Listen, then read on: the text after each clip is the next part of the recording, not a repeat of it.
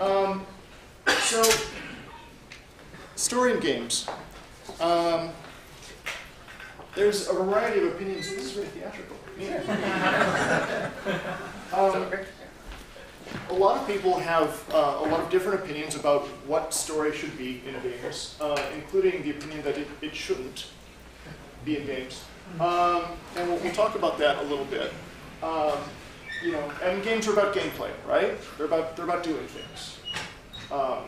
And you don't want somebody talking over while you're trying to deal with, you know, killing orcs and other productive activities. So the question is, what is story in the first place? And I think that this is a question that most people, even in the industry, do not bother to ask themselves. What is story? A lot of people think that story is dialogue, because writers deal in story, and that's what writers do, right? They make dialogue. So this leads to all kinds of trouble in a very practical sense of how you schedule production, and also in just the quality of the story that a writer is allowed to create. So the easy answer and the mostly incorrect answer is that story is made out of words. That makes a certain amount of sense, right? Well, yeah, okay, story is made out of words. That does not necessarily mean that story is dialogue. We have, for the last century, been telling stories in a very visual way with films, even before games came along. And a lot of the words that get used are action descriptions. So a better description, okay, it only cuts off slightly at the top, I think we're fine. A better description of what a story is the stories are about people. And stories are about things that happen to people.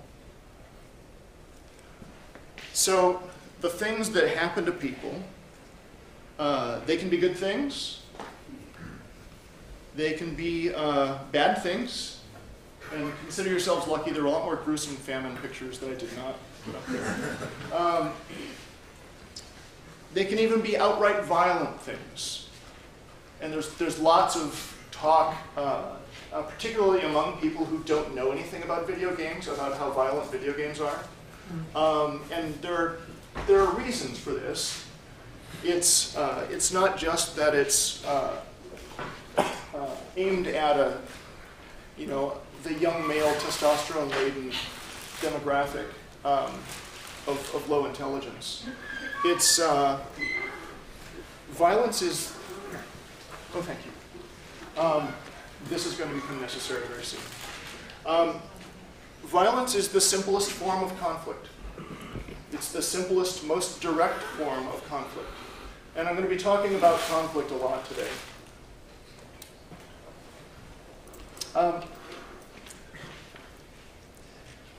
In a very, very simple sense,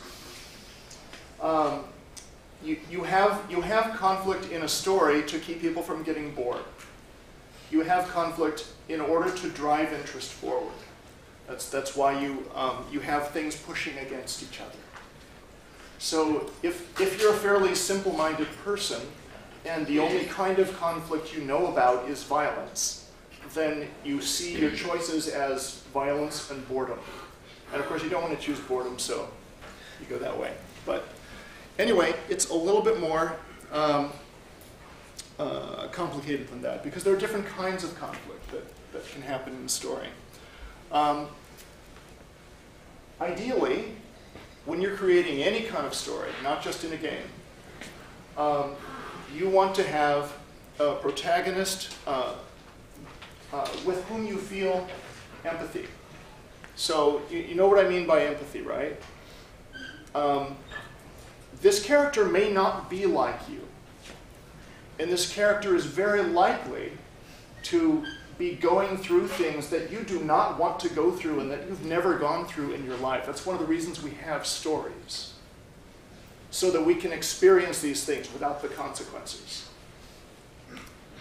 But when you look at this character and you look at what they're going through and you look at the way they react to the things they're going through, you can relate and say, yes, I would feel that way too. And that's what makes you want to follow them around at the end of the story.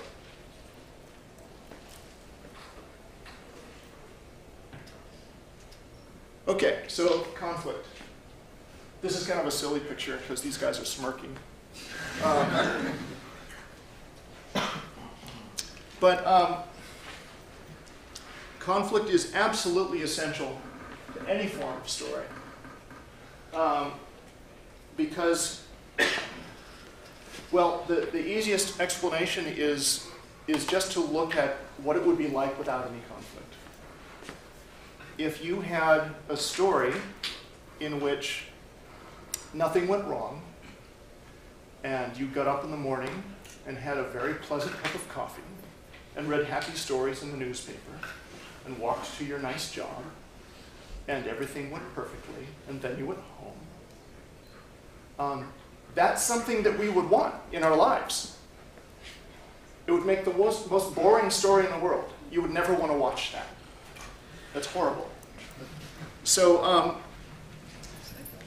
so there is this essential, well, a conflict between what we want in our lives and what we want in a story. Those two things are always going to be different, and that's part of the reason the stories exist. So, I'm going to be talking about story structure in general, because I'm a story structure geek. And I'm also going to be talking about different things that work well in different forms of story. And that's essential because the video game industry is still trying to figure out what works best in the story form of video games. And the best way to do that is to look at the differences that we've seen in other story forms, and then to understand as much as we can about our experience in video games. And putting those things together is going to give us a pretty good idea of what we should do, practically speaking. So, what have I written here? Okay, so some specific things that vary among story forms are the amount of visual information versus auditory information. Now, I'm not talking about like movie soundtracks or game soundtracks. I'm talking about auditory information that actually advances the plot. So we're talking about how visual is the story versus how much dialogue. So yes, it affects the amount of dialogue that you use in a story. For example, plays have a whole lot more dialogue than movies. And I'm going to be looking at an example a little bit later of the sort of quandary early filmmakers had when they were trying to figure out how movies worked, what the best thing was to do. Also, different story forms do different kinds of conflict better than others. That's not to say that there's a one-to-one relationship. It's just that there are certain strengths that you can play on. So types of conflict. What are the types of conflict? Internal conflict. So if you're Tony Soprano, Tony Soprano is a very rich character for several reasons. One is he has this internal conflict between, being a family man and being a family man. So he's got that going on at that level. At the same time, he's got, well, let me get to the other things here. Interpersonal conflict. Soap operas are almost entirely interpersonal conflict. You remember soap operas? They haven't completely died yet, right? They're almost gone. It's weird. It's really okay. Reality shows, yeah. Yes, reality shows. Actually, you're tempting me with a tangent here. The way reality shows are great lessons in cast design. Because you want to encourage conflict in an unscripted, haha, kind of way, by taking a wild variety of people. You have Florence Henderson and the guitarist from Poison, and and some failed comedian, and you take these people and you squish them together, you lock the hotel doors, and that's how you get emergent story. Okay, I'll stop that now. So yes, interpersonal conflict. Interpersonal conflict is not all conflict with all people. It's specifically conflict with people you know, people you have a relationship with. So interpersonal conflict is with your family members, with your friends, that sort of thing. I'm making this distinction because external conflict can also be against people. But it's not people you have a relationship with, usually. It's the other army in the war. And that's not just people either. External conflict is a fairly broad category. It can be forces of nature. It can be buildings. It can be, monsters coming to get you. So, different forms, different strengths with types of conflict. So internal conflict is really good in novels for really obvious reasons, I think, because you can get inside people's heads. You can have the author just go in and tell you what they're thinking. Now you can do that in a movie or a game, but it's kind of a bad idea because, voiceovers of that get really old really fast. It just doesn't work practically. It falls down. Interpersonal conflict works really well in plays. Anything where there's interpersonal conflict will have a lot of dialogue. TV is an interesting question, because TV is changing. TV used to be the small screen, and movies were the big screen, right? Before you were born. That's how it was. Now, we watch them all on the same medium screen. Netflix, when they're not screwing up, are doing well. And and cinemas are shutting down. And we have high definition things. And the reason this works is, this works in this way, is when you have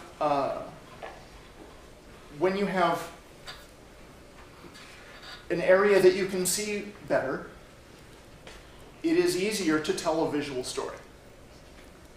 It's that simple.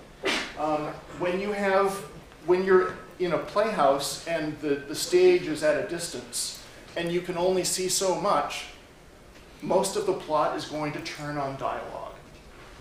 It's really interesting to watch a movie that's based on a play and to watch how the scenes turn. Because a movie that's written just as a movie, the scenes are going to turn on action. A movie that's based on a play, very frequently, the scenes will turn on a dialogue point. Unless you completely rewrite it and really adapt it to the form. Amadeus is a good example of something that was a play, and it was really completely reborn as a movie. So, like I said, not a one-to-one relationship with these story forms, but there are strengths and weaknesses here. Now, ideally,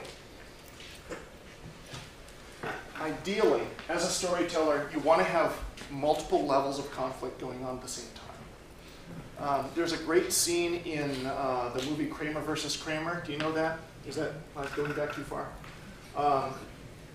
Where Dustin Hoffman's character is trying to make breakfast for his son, and he's fighting with the kitchen, and he's fighting with his son, and he's fighting with himself because everything's going wrong. The toast is burning, the oatmeal's boiling over, everything is going wrong. His son is crying and saying, "Mommy, you could do this better than you." And and he's calling his son a little shit because he resents what his son is saying, but at the same time he knows it's true. He hates himself. And that's dramatically a really, really rich scene. Okay? Or you can take something like, let's say if you were writing something fresh right now about Occupy Wall Street. And you have a character who is a police officer, and they're in riot gear, and with the face masks and everything like that. And it's their job to go down and break up the protesters on this particular day. But what you know about this police officer is also that this cop is underpaid and having a hard time paying bills with his family, and is in great sympathy with the people he's got to move along. So you've got internal conflict going on at the same time as you've got external conflict going on. And that can be really good. Okay, so story structure in general. Why bother? Well, there are some distinct advantages in the video game business to having not just the writers, but everybody on the team understand how story structure works. Part of it is, it gives you some objective language with which to describe the things that you're doing. And too much about story is, it seems very subjective, and a lot of it is very subjective. A lot of it is about taste. And if you have good taste, you know what you like and you know what's good. And if you have bad taste, you just really can't tell and make bad decisions. The practical effects on production, the reason I have that up there, is if you're a game producer and you believe that story is dialogue, then the normal logical thing for you to do is to say, okay, here's the end of the game. Let's back up here to when we have to have the VO recorded. And we'll back up a little bit more for a chance for the writer to write the things that are going to be recorded here. And that's good. Not realizing that the writer is not just involved in creating something for the voice actors to read. The writer is involved in the very structure of the story, and it overlaps hugely with game design. Keep that point in your heads, please. So, classical story structure. It starts with a sort of normal person that you can relate to, who has an orderly life, and something happens. Robert McKee will call this the inciting incident that throws that out of order. Their life is never the same. So, what do when something like that happens to you? If you can, you want to put it back. You want to go back to the life you had. If you're like this Luke fellow here, and your family's just been wiped out by stormtroopers, you know you can't go back. But it pushes you on to something else. Okay. I hate Luke Skywalker, by the way. It reminded me of all the whiny surfer dudes that I knew. Kind of a bad choice for a hero. But anyway, good example for this. Okay, so your life is out of order. You want to put it back, but you want to do it in kind of in a way that doesn't hurt too much. Because the whole idea in our normal lives is we want to do things that don't hurt too much. So let's say you really want to get into this house. What's the normal thing to do? You walk in the front door, right? Be normal. Okay. Well, the front door's locked, and you hear a baby crying inside, and you realize that baby's alone, and then you smell smoke. So, do you say, oh gosh, the door's locked, too bad, bye? Depends on how much you care. So, after you have tried the normal conservative action to overcome this obstacle, trying the door, you might have to try something else. And you know, if it comes to this, and if it is important enough to you to get in there and save the baby from the fire, or at least, you know, bring him his binky, you might do something like this. Now, this is an extraordinary situation. I hope that this doesn't happen in your real lives. But in a story, that's what makes it interesting, right? Okay, so you have an obstacle. You try to push against it. The world pushes back harder than you're pushing, and you have to take a risk to overcome that. All right? So, then something else happens. What we call in story structure a reversal. A new gap opens up. Could be anything. You have to cross it. And again, what you're hoping for is a nice, solid, clear path to cross the gap that's opened up. But what you get is something like this. And maybe you're going to get across that alive, and maybe you're not. So you have to take another risk. And this is the essential pattern that forms an act within a story. Now, the act as a unit, as a story unit, is you've heard about classical 3-act structure. 3 acts is actually just a minimum. Because if you have less than 3 acts, you have something that, you know, it gets better, and then it gets worse. And then you're done. And you need a little bit more movement than that. The movie Casablanca has 7 acts. So 3 acts is just an absolute minimum to make it at all satisfying as a full story.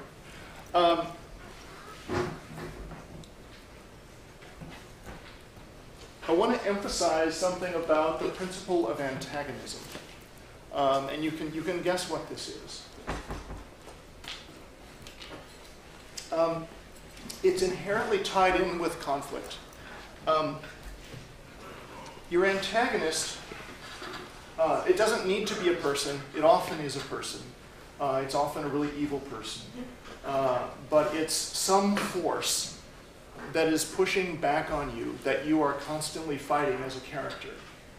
And it is, as with conflict, now we've got a picture from Halo up here. I mean, if you can imagine a video game in which there was no antagonist and you just sort of walked through this path that the level designer made and got to the end, that would be a strolling sim. Not that great. So the principle of antagonism is really important. And it's particularly important when, in the realm of video games, when part of the attraction to a lot of types of video games is that you can play a character who's really powerful. This doesn't cover all video games, of course, but it's a common feature. And I've had conversations with video game developers in which they say, okay, how's this for a story? You know, you can be this stone elemental who can walk through walls and crush everything and move at lightning speeds and blow up anything in front of them. I said, okay. So there's pretty much nothing this character can't do. Yeah, that'd be awesome. All right, well, that's going to be really boring. If you have have a character who's all-powerful, and here's maybe the most famous character who is nearly all-powerful. He really needs to have a weakness. He really needs to have something pushing back on him as a force of antagonism. Not just Lex Luthor with his shiny head. That's not, 200 IQ will only get you so far. I never could feel, I never realized why that got just incinerated. But anyway, I mean, if that happened, basically, Superman fixes all the problems in the world and sits on his buns of steel for the rest of eternity. And there goes your story. So, okay, I'm kind of kidding about this rinse and repeat metaphor, but the movement through an act will, I didn't want to keep repeating the whole, risk and jumping around things. So you're building as many acts as you need to tell your story. You do want the risk to increase as you go along. A good story will be having a crescendo each time it has an act. Each time it's a greater risk. It's a greater threat. That's how you build things so that people want to follow you around. They want to see how things turn out. So eventually, you have whatever it is that you're hoping for, short of having your family be reanimated. But in comic structure, in classical comic structure, you get to this object of desire. In classical tragic structure, another gap opens up, and what you get is not what you wanted. Almost without exception, video games are comic in their structure. No matter how dark they are, they're just constructed that way. You fail, you try again. You fail, you try again. They're always kind of chronically almost tragic, but ultimately comic. So that's how that works. All right. Now, games in particular, beyond story in general. Are games just interactive movies? You might as well ask if movies were just filmed plays. And I think both of these things have been tried. And we learn a lot from our failures. So I think I've talked about this in some articles I've written. But 100 years ago, when movie makers were trying to figure out how movies work, they had this new invention, the moving picture camera, very, very revolutionary. They thought, very understandably, that what they should do is bolt it to, say, the middle seat in a theater and act out a play. You just turn it on and, and do Hamlet. Makes sense. Sure, why not? Problem is, it didn't work. It was boring. And it took them a while to figure out why. And part of what they didn't know at first was the way we react to theater is our eyes are actually moving around within this box of the stage a whole lot more than we knew before. So if a play is going on, a lot of what, you are looking at things visually, but a lot of what is happening is that you are hearing the play. You're not just watching the play, you're really hearing the play. And that's why plays are about 80% auditory and about 20% visual. Well, movies, as it turns out, when they evolved, about 80% visual, about 20% auditory. Things like the cut, the close-up, the panoramic sweep of the camera, those things still had to be invented. All the things that made movies the specialized story form that they are, that can do things that no other story form could do, still needed to be invented. And I think that that's true of games as well. So, what is it that's different about games? Well, essential storytelling rules have been changed now for the first time. You've heard this in fiction writing classes, show, don't tell. Well, there's a new sheriff in town. You need people to do things. Games are about people doing things. So the new set of rules is do, number one, show in a secondary way, because sometimes it's impractical to have the player actually doing everything. And your telling is a last resort. Now, telling is not always a bad option. If you look at, to go back to cinema for just a moment, if you look at the very beginning of the Star Wars movies, you know, that famous sort of scrolling text along the plane where you're just being told all this stuff. What if that had actually been dramatized? What if they said, well, we've got a show, don't tell? That would have been the slowest start to a movie ever. Just give them the information, get out of the way so we can get on with the real part of the story. So sometimes telling is a good choice. That's why storytellers make the medium bucks, you know. Okay. Another thing that has happened with video games is what I call the Protagonist Flip. So we talked about empathy earlier, and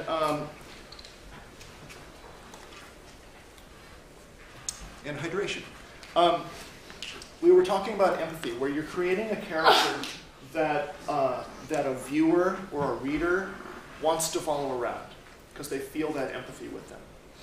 All right, now the character's you. Now the viewer is the protagonist. That's the protagonist flip. All right, that point of view has been flipped around. So you empathize with yourself, naturally. It's all done. Sort of. The reason the sort of is there is you still have to, as a video game storyteller, you still have to create a character that the player can relate to. Because if you don't, even if it's in the first person point of view, they're going to be saying, that's not me. I would never want to do that. That's ridiculous. So character creation still matters. The pacing in video games can be stretched out. It can be lengthened because you're doing things. So let's take a World War II movie and a World War II game.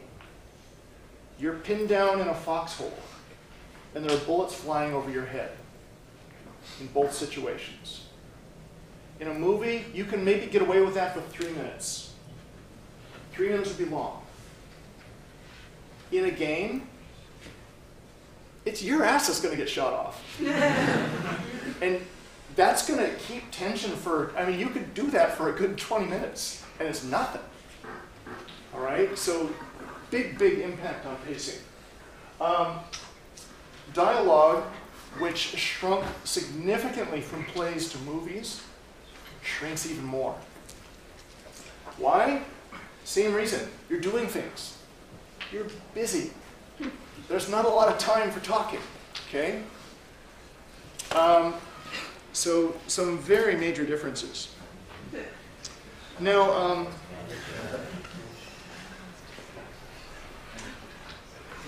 video games started their lives, the industry started with a very, very strong relationship to puzzles. And this is why a lot of people, especially from the old guard, think stories and games is just, no, it's just figure this out. I actually started my career working with Alexei Pajitnov, who invented Tetris. I was in that group, yeah. Yep. And Brian and I have all these old war stories we're going to be telling. Nice guy. Very bear-like. Okay, so yes, let's acknowledge the fact that video games have this heritage with puzzles. That's completely valid. What does that have to do with story? All right, this is a puzzle. Yeah, duh. This is also a puzzle. We've got level designers who have created this pathway that you have to somehow get through. But there's this big ugly dude. And you have a limited amount of hardware to work with, maybe some alternate paths, depending on the game. This is shot from Gears of War, obviously. This is a puzzle. This is also the forces of antagonism pushing on you in a story. So what I was saying earlier about employing classical story structure so that you have objective language and also so that you have connections with the other disciplines. This is what I'm talking about. Does that make sense? If it does not make sense to anyone, please wave at me. Okay, we're good? I talk too much. Okay. So these forces of antagonism that the storyteller needs come from other people. Video game writing is the most collaborative kind of writing that you can possibly do in the world today. Even more so than film. I've written a bunch of screenplays. They're sad stories about what happened with that. But I mean, I can sit in my office for 6 months by myself and write a screenplay and not talk to anyone, and then it becomes collaborative. In a video game, I need to be talking at least with the game designer from the very beginning. So one of the better story games that I worked on was Mass Effect. And I worked from the Microsoft side, so I was the story doctor, I was not the script writer. But one thing that BioWare does really well is at the very beginning of the game, they've got the lead writer, the lead designer, and the producer in a room together, working all this stuff out before they start with the rest of the team, before they start writing code, before they start doing anything. They make sure that that the different disciplines are absolutely together, so that this works from every point of view. So writers don't like this, by the way. Writers are naturally solitary people. We only survive as writers and become writers because we really like spending long amounts of time in rooms by ourselves. And the fact that we have to collaborate with other people on building this, we hate it. But anyway, that's part of life. That's the way this is. So game designers. In an ideal world, the game writer's best friend. Game designers are in charge of the mechanical parts of the game. Writers are in charge of meaning. So the mechanics without the meaning are dead. The meaning without the mechanics is floundering like a jellyfish in the sand.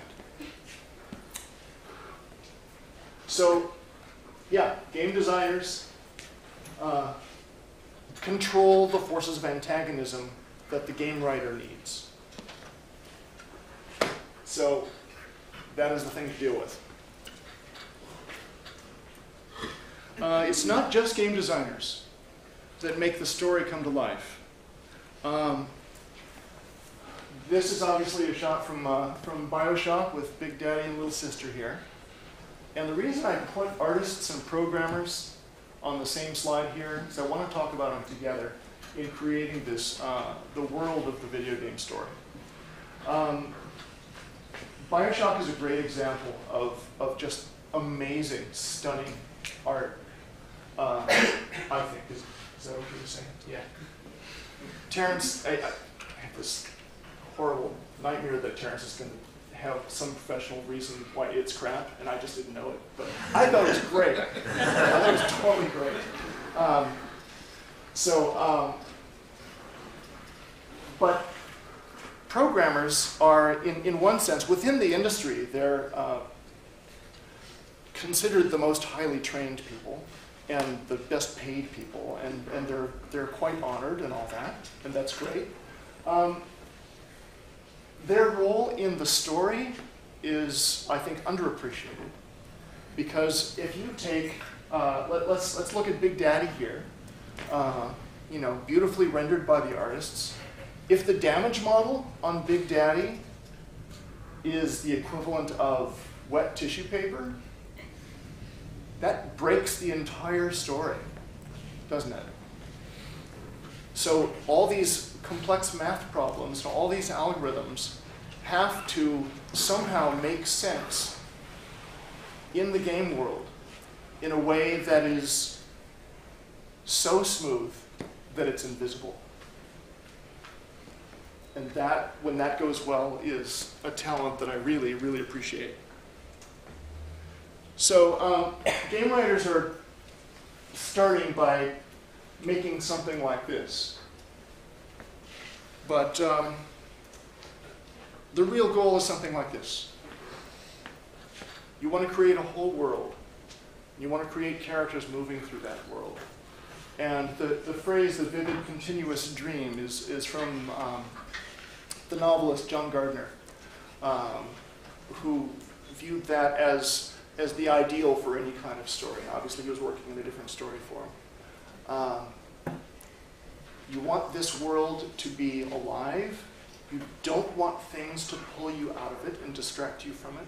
And anything that goes wrong is going to do that. And you want it to be a rich place where people will want to keep coming back, and they'll be sorry when your game is done. And that's about it. I think we're at question time. Okay?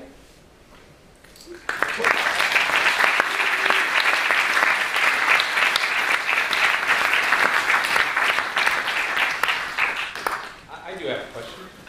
Yes, Brian. How much do you think studying other writing forms helps you in game writing? So if I buy a pile of screenplay writing books, how-to books, is that going to help me write a story in games? Yes, actually, as long as those are taken into context. I really recommend Robert McKee's book, Story. I think I've recommended that in public, in print.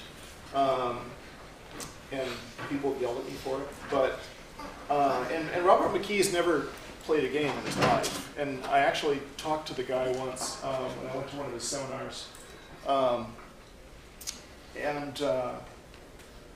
He has gross misunderstandings of how video games work. And it's probably not worth going into those details. But yeah, as long as the relative merits and the relative strengths of different story forms are informing your context of video games, yeah, I think that can be very helpful. I think the more you know, the better. Yeah? What games do you think really pull off having a great story integrated well in the game? Like, you have like a couple examples of games that you think really integrate the story incredibly well? I think Half-Life 2 did a great job. And that was partly because the writer and the designer were the same guy. So it was easy for Mark Laidlaw to get together with himself.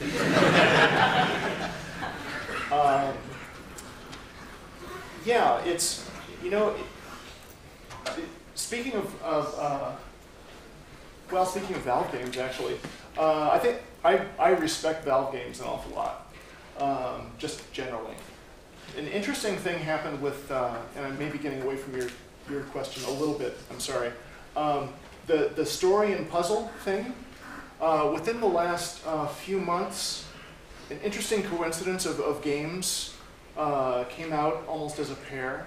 L.A. Noire was published, and I think, was it the same day that Portal 2 came out? Or within a week of each other. Anyway, right around the same time. And L.A. Noire was ostensibly a story game that actually kind of played out like a puzzle game.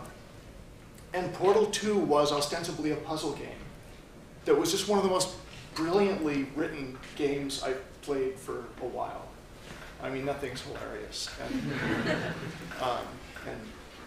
yeah, it's good. Sure. You've spoken a lot about like bigger games. Can you kind of speak about maybe some general tips or things to think about when you're making smaller, more casual games? Or maybe, like kind of what he said, an example of a casual, smaller game where you think the story is really integrated well with the gameplay. You know, Angry Birds is... Maybe non-Angry Birds. Okay. But Angry Birds is a good example. Yeah. Because there's this much story in it, but the whole thing is based on this. You know, I mean, it is dead simple. The pigs fried our eggs, and now we want to fry their bacon, I guess. Or knock them over ourselves because we're angry and suicidal. The conflicts in these games just need to be at scale. So Plants vs. Zombies, another dead simple game. But, you know, zombies are funny, and that's why they're so overplayed.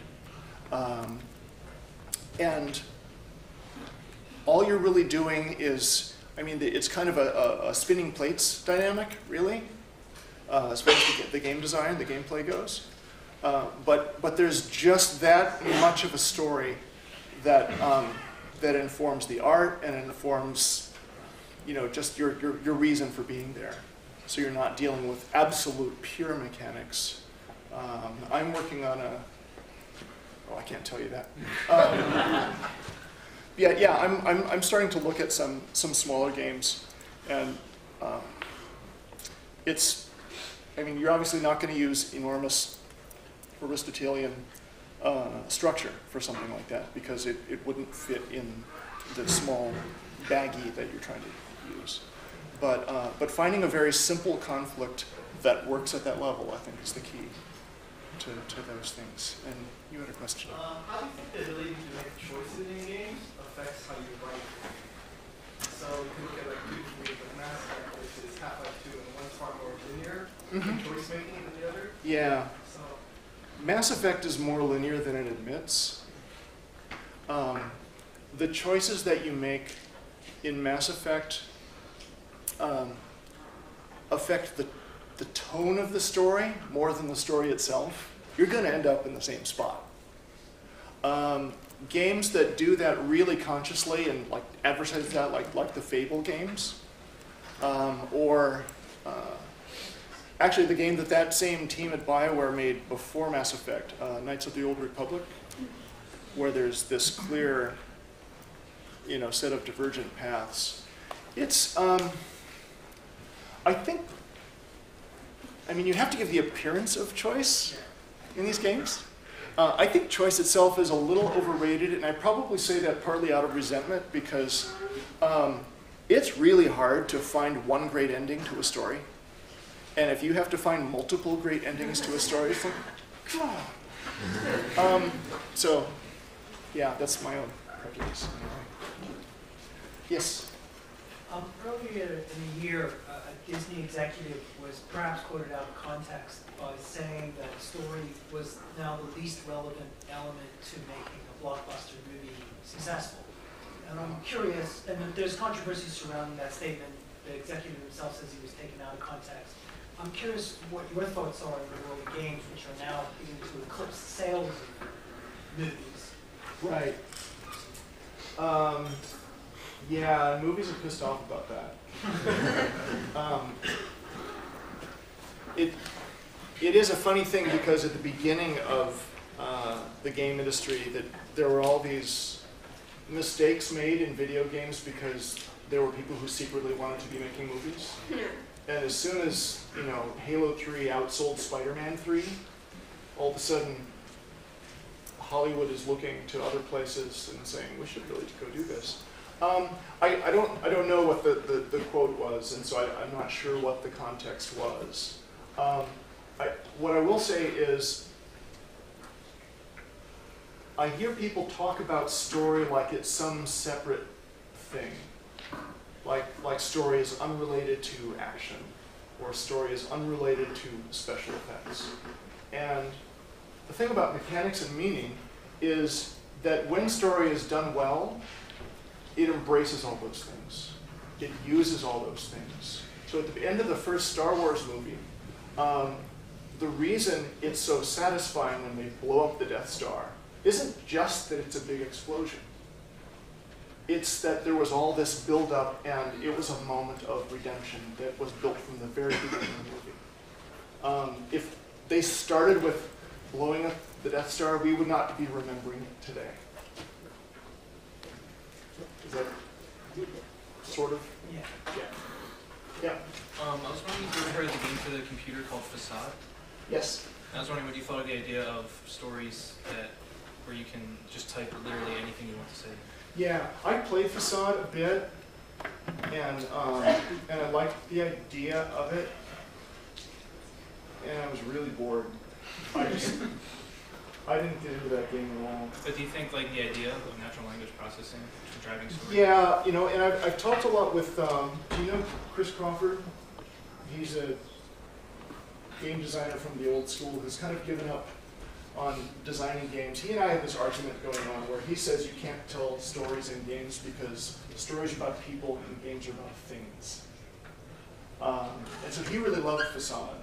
And he's making this authoring tool called Storytron. You can look it up on the web. And I don't know that there's, I think putting the value of interactivity at the top is kind of a mistake. If you have a tool that's robust enough that it can take into account all the possibilities from just typing in whatever you want, that's great. I'll be really impressed when I see it. The problem is that the storyteller's craft is actually pretty